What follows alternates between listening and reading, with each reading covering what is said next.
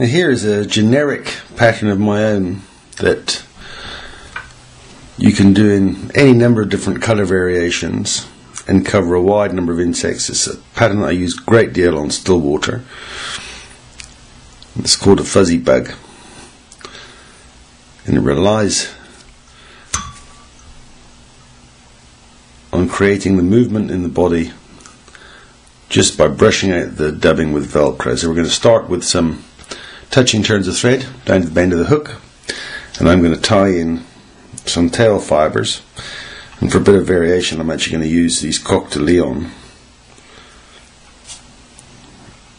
fibres here.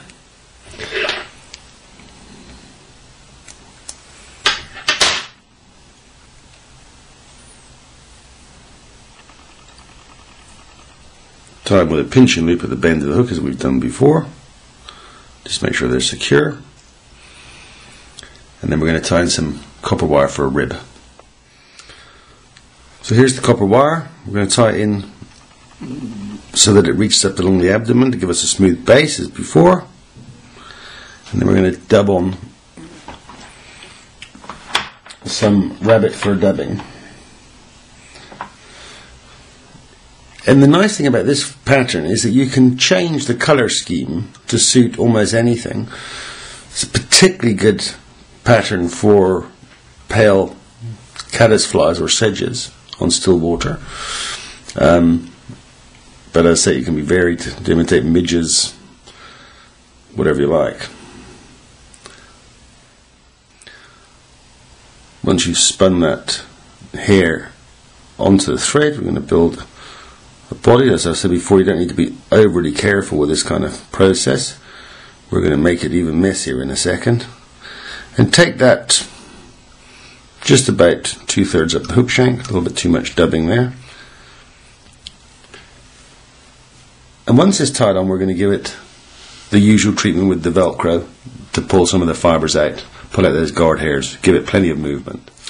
Take a piece of Velcro, give the abdomen a little bit of a brush with the Velcro like that, and you'll see that thing just comes alive. And we're going to rib in open turns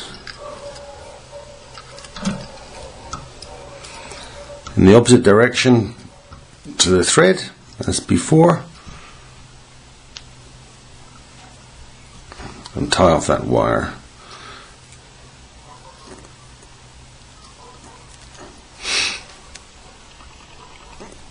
There we go.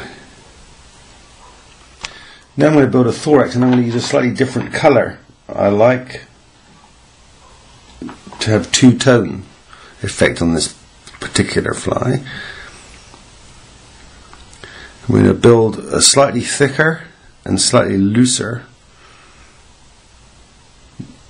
thorax, like that.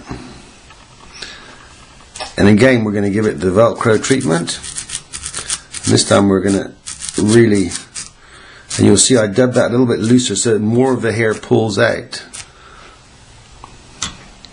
There we go.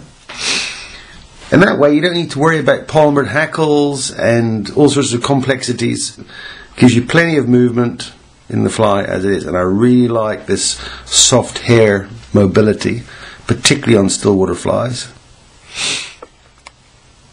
And then just to make it look like we know what we're doing and we're trying hard, we're going to add a couple of wings, and I'm using goose biots. You can use, again, any colour combination. These are tan biots. We've cut them off the stalk, facing the same way, and match up the points. And lie that back over the body. Try to get them to lie nice and straight.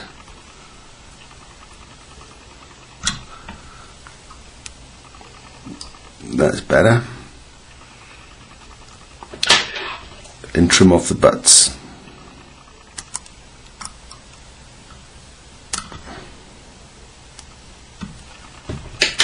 And then finally we're going to just build a nice neat head of thread.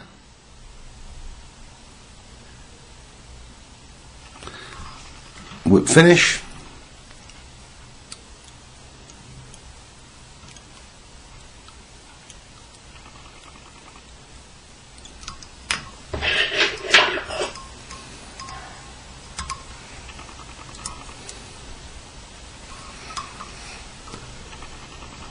tail's not behaving itself very well, that's better.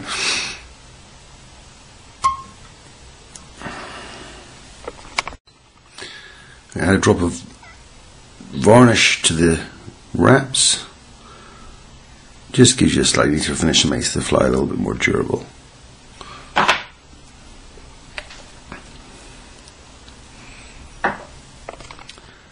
And there it is, a fuzzy bug. Doesn't look like anything in particular, but I like to think that it looks alive and it looks edible, and in different colour combinations you can catch fish on rivers and still waters with this fly without any great complexity in the tying process.